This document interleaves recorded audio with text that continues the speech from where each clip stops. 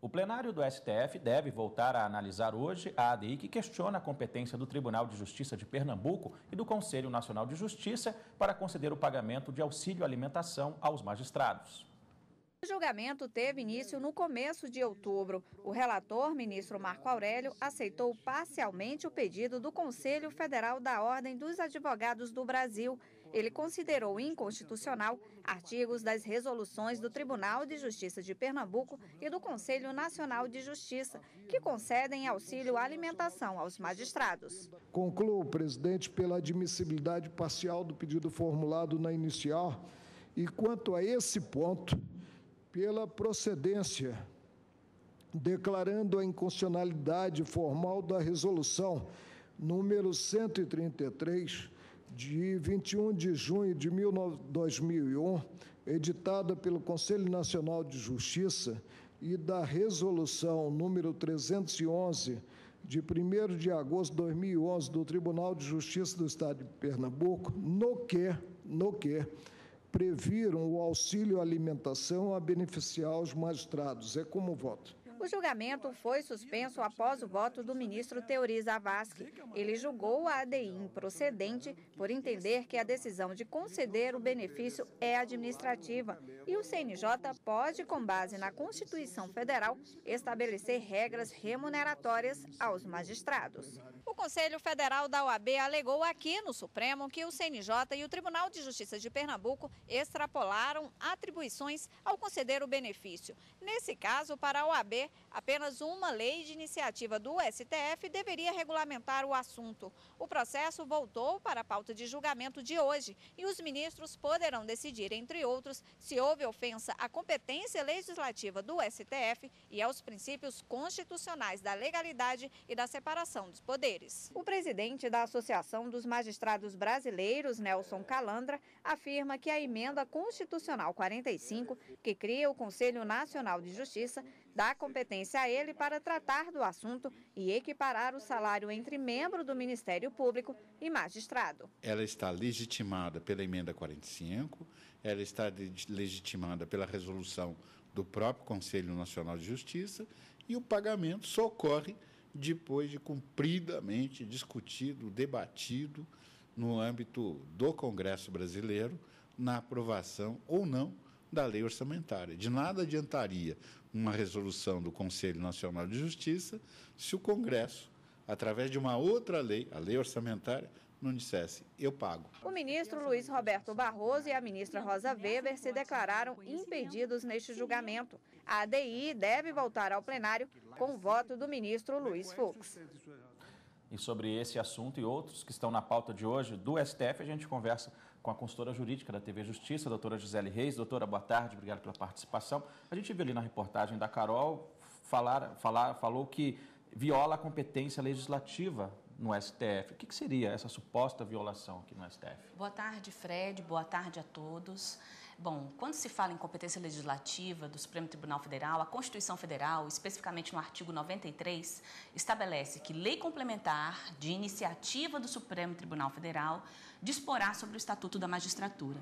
E é exatamente nesse aspecto que se apega o Conselho Federal da Ordem dos Advogados do Brasil.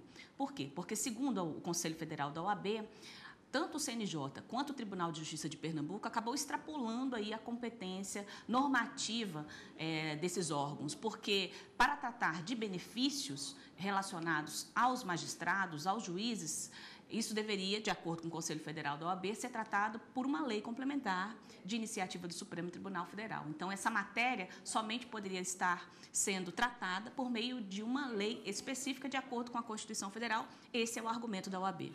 Doutora, esses benefícios que já se aplicam aí para membros do Ministério Público, eles têm previsão legal? Sim, em relação aos membros do Ministério Público, existe sim uma previsão legal.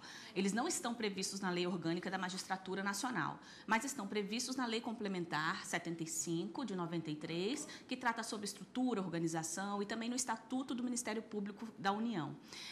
Quando o CNJ, na verdade, regulamentou, editou essa resolução, a intenção foi de equiparar realmente, de dar equiparação às duas funções, aos membros do Ministério Público e também aos integrantes da magistratura, no sentido de que eles não tenham um tratamento diferenciado. Então, de acordo com o CNJ, a ideia é exatamente dar o mesmo tratamento em relação às funções de Estado semelhantes. Mas, para a OAB, esse tratamento, essa equiparação não poderia gerar a equiparação de regimes jurídicos, já que os regimes jurídicos são diferenciados.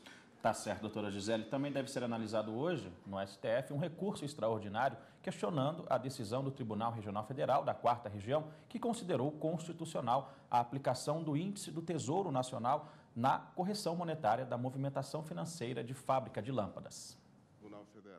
O recurso apresentado por uma indústria do Rio Grande do Sul começou a ser analisado em junho do ano passado, mas foi interrompido com o pedido de vista do ministro Dias Toffoli.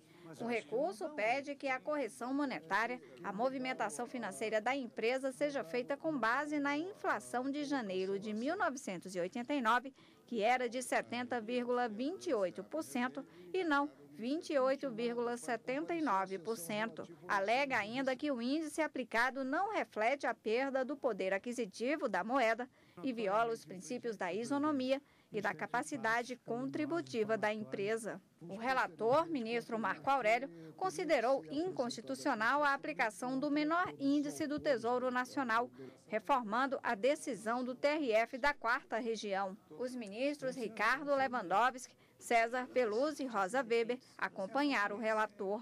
Já os ministros Eros Grau e Joaquim Barbosa entendem que o Supremo não deve analisar o pedido. Agora o processo deve voltar ao plenário com voto vista do ministro Dias Toffoli. Bom, doutora Gisele, a gente viu que até alguns ministros aposentados, né, já votaram nesse assunto. O que fundamentou os votos divergentes nesse caso? Fred, como nós vimos na reportagem, por enquanto nós temos 2 votos divergentes, do ministro Eros Grau, já aposentado, e do presidente da Suprema Corte, ministro Joaquim Barbosa. O que fundamentou o voto deles foi no sentido de que eles entenderam que essa ofensa, não existe uma ofensa direta à Constituição Federal e que, por ser uma ofensa, então, reflexa, trata-se, então, da análise, da interpretação de uma norma infraconstitucional, não caberia ao Supremo Tribunal Federal julgar, analisar este recurso extraordinário. Então, é por esta razão que eles votaram nesse sentido, no sentido de que o recurso sequer deve ser conhecido. E quando se fala dessa forma, quando os ministros, na verdade, julgam dessa maneira, significa que o Supremo não teria competência para apreciar o que está sendo discutido no mérito daquele recurso. Então, eles sequer se debruçam sobre a tese jurídica que está sendo debatida por uma razão de incompetência. Doutora Gisele, parece que esse não é o único recurso que trata desse assunto, né? Não é, Fred. Dentre os recursos que constam na pauta de julgamentos, 4 recursos extraordinários tratam exatamente dessa temática, que é sobre a indexação da correção monetária do imposto de renda relacionado às pessoas jurídicas. E esses 4 recursos extraordinários são da relatoria do ministro Marco Aurélio, sendo que 2 deles eles voltam à pauta de julgamentos com a apresentação do voto vista do ministro Dias Toffoli.